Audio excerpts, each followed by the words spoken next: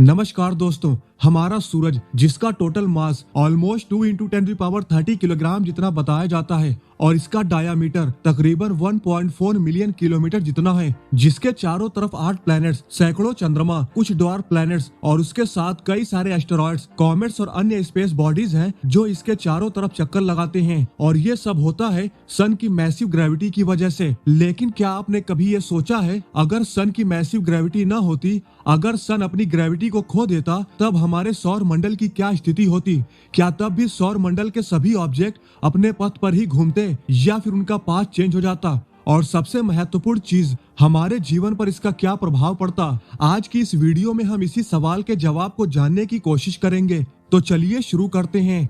तो दोस्तों, जैसा कि हम जानते हैं कि कोई सा भी ऑब्जेक्ट हो, उसका मास जितना ज्यादा होगा उसकी ग्रेविटी उतनी ही ज्यादा होगी। तो अब चूंकि सन, जो कि पूरे सौर मंडल के कुल मास का 99.86% मास को अपने अंदर ही लिए बैठा है, तो इसलिए सूरज की ग्रेविटी इतनी ज्यादा स्ट्रांग है। इसी वजह से सभी ऑब्जेक्ट इसके चारों तरफ एक पाथ पर घूमते हैं।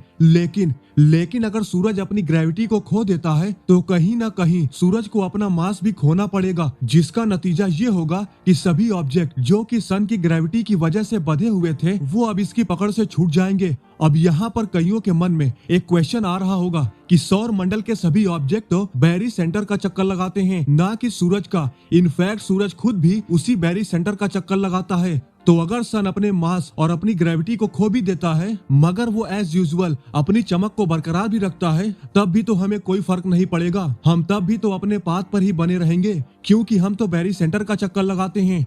तो दोस्तों, अब यहाँ पर मैं आपकी थोड़ी सी कंफ्यूजन को दूर किए देता हूँ। हालांकि मानता हूं कि सभी ऑब्जेक्ट बैरी सेंटर का ही चक्कर लगाते हैं, लेकिन बैरी सेंटर होता क्या है, सबसे पहले तो उसे जानते हैं। दोस्तों, बैरी सेंटर उसे कहा जाता है जो किसी दो ऑब्जेक्ट के भार को बैलेंस करता है। मतलब एक कम भार वाली चीज और एक ज्यादा भार वाली चीज, इन दोनों को जिस पॉइंट पर बैलेंस किया जाता है, उसे ही बैरी सेंटर कहा जाता है। अब जैसा कि मैंने पहले ही आपको बता दिया था कि हमारा जो सन है, वो पूरे सौर मंडल का 99.86% मास खुद के अंदर ही लिए बैठा है। इसलिए पूरे सौर मंडल को बैलेंस करने वाला जो पॉइंट है, जिसे हम बैरी सेंटर कहते हैं, वो सन के भीतर ही लाई करता है। इसी वजह से सभी ऑब्जेक्ट सन के चारों तरफ घूमते हुए प्रतीत होते हैं। लेकिन अगर सन अपने मास और ग्रेविटी को खो देता है, तो ये बैरी सेंटर सन के पास से शिफ्ट हो जाएगा। लेकिन अब चूंकि बाकी के किसी भी ऑब्जेक्ट में इतना मास या इतनी ग्रेविटी नहीं है जो सभी ऑब्जेक्ट को किसी एक ऑर्बिट में बांध सके, उन्हें बैलेंस कर सके।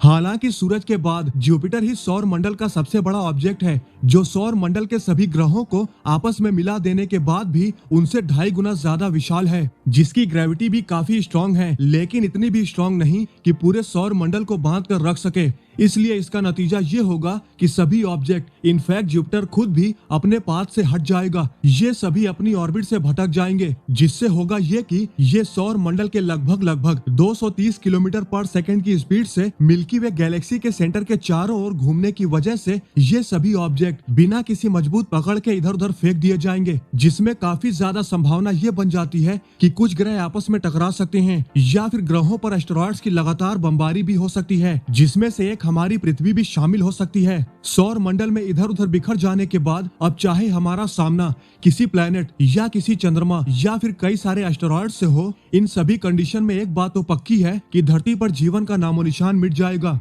ऐसा भी हो सकता है धरती किसी बड़े गैस जायंट प्लेनेट के भीतर भी समा सकती है, या फिर उसका चंद्रमा भी बन सकती है। लाइक जुपिटर ऐसा कर सकता है अगर वो हमारे रास्ते में आ जाता है तो। लेकिन सोचो अगर सन की ग्रेविटी के लॉस्ट हो जाने से, धरती के उसकी पकड़ से छूट जाने के बाद भी हम बिना किसी भी ऑब्जेक्ट के टकराए बचे रह भी जाते हैं, तब भी धरती पर किसी भी जीवन के लिए काफी विनाशकारी प्रभाव पड़ेगा, क्योंकि सूर्य की ग्रेविटी ही पृथ्वी को रहने योग्य क्षेत्र में रखती है, जहाँ पर टेम्परेचर, तरल पानी के अस्तित्व और किसी भी जीवन के लिए सुइटेबल है। तो सूर्य के गुरुत्वाकर्षण के बिना हमारी धरती अंतरिक्ष की गहराइयों में सूरज से दूर तेजी से चली जाएगी, जिसका नतीजा होगा भयंकर ठंड हमारा ग्रह जीवन के जीवित रहने के लिए बहुत ठंडा हो जाएगा। जितना भी तरल पानी मौजूद है धरती पे वे धीरे धीरे जम जाएगा। धीरे धीरे धरती एक बर्फ का गोला बन जाएगी। सभी पेड़ पौधे खत्म हो जाएंगे। धरती की सतह पर जीवन समाप्त हो जाएगा। जो किसी तरह से थोड़े बहुत इंसान अगर बंकरों में छिपे रहेंगे, जब तक उनके पास ऑक्सीजन की सप्लाई, खाने पीने के संसाधन, ये सभी चीजें मौजूद रहेंगी, तभी तक बस हम सरवाइव कर पाएंगे। जैसे ही ये सब खत्म, हम भी खत्म।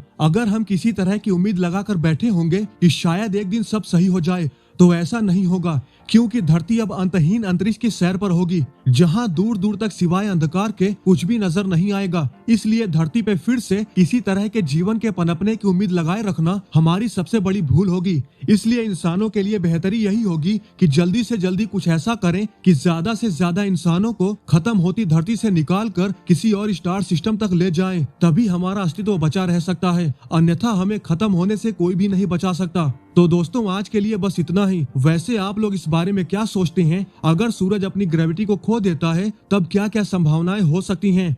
हमें कमेंट करके जरूर बताएं।